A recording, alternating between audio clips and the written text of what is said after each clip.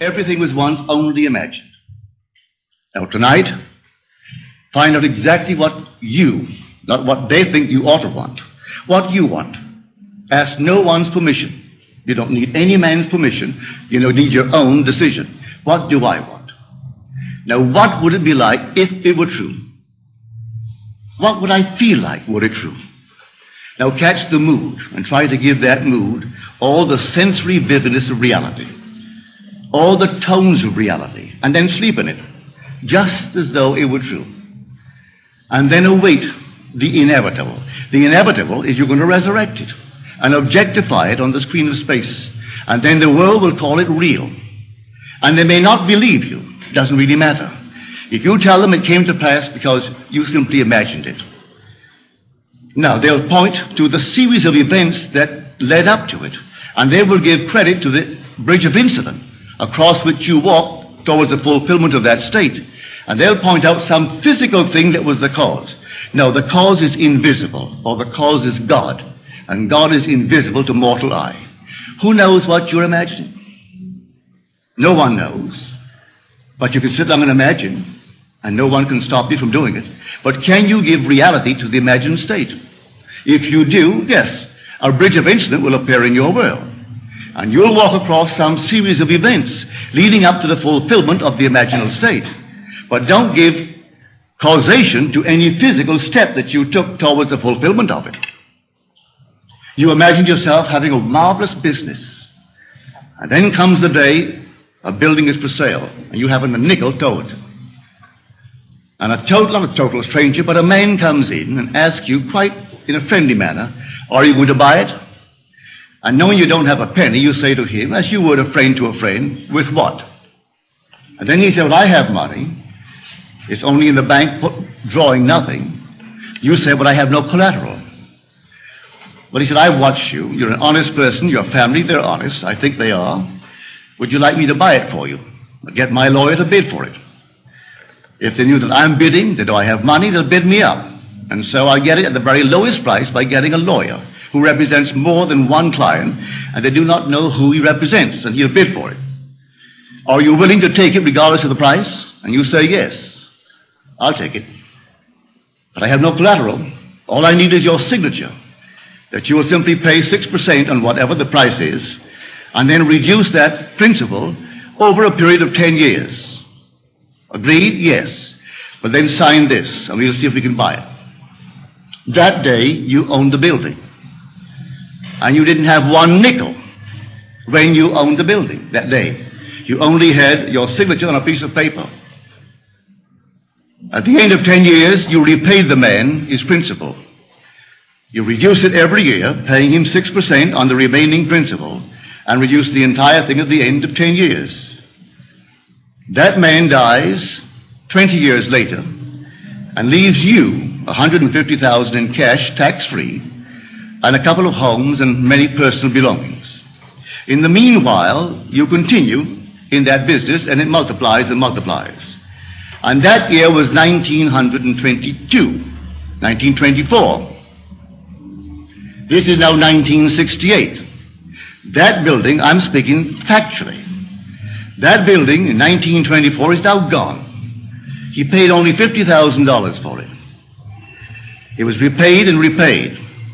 A bank 3 years ago bought the property, because the building was rotted, bought the property for $840,000 in cash and no capital gain.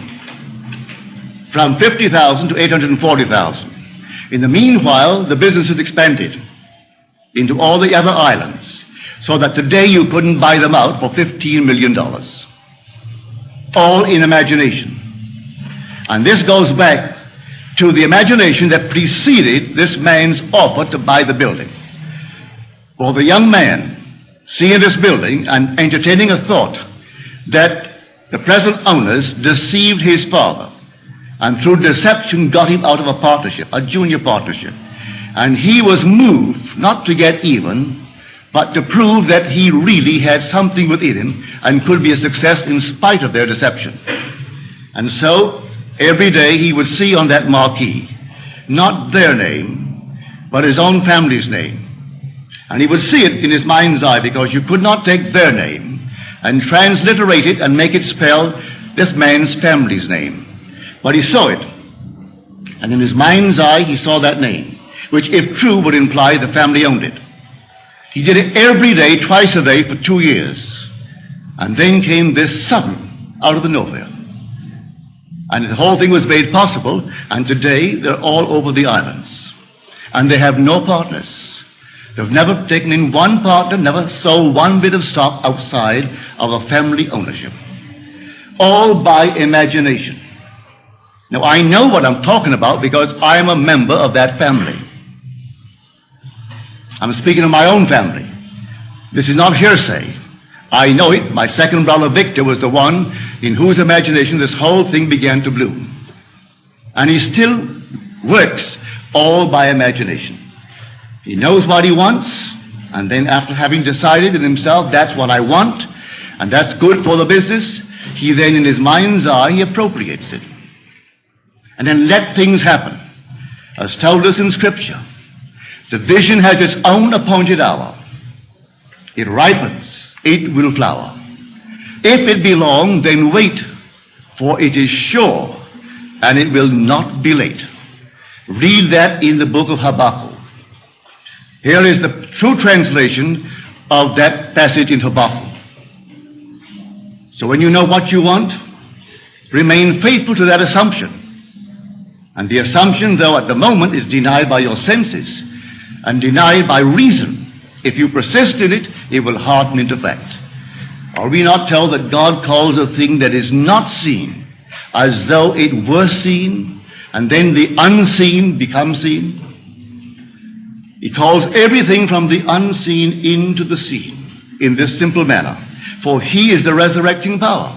So if I assume that I am, I don't have to have evidence to support it. I assume that I am. I am what? Well, I name it. And having given it a name, given it form, given it definition, remaining in it, I resurrect it. So I know what I'm talking about. All I need from you is the acceptance of it. Will you believe it? Will you believe that with God all things are possible? Will you believe that all things are possible to men? Well, you can prove it in the not distant future. But you are the operant power. It will not work itself. If you dare to assume this very night that you have a better job than you now hold, or that you have a larger income, you may be fired tomorrow. Don't be concerned. On reflection, you'll see it was necessary to move you towards the fulfillment of your assumption. You could be fired.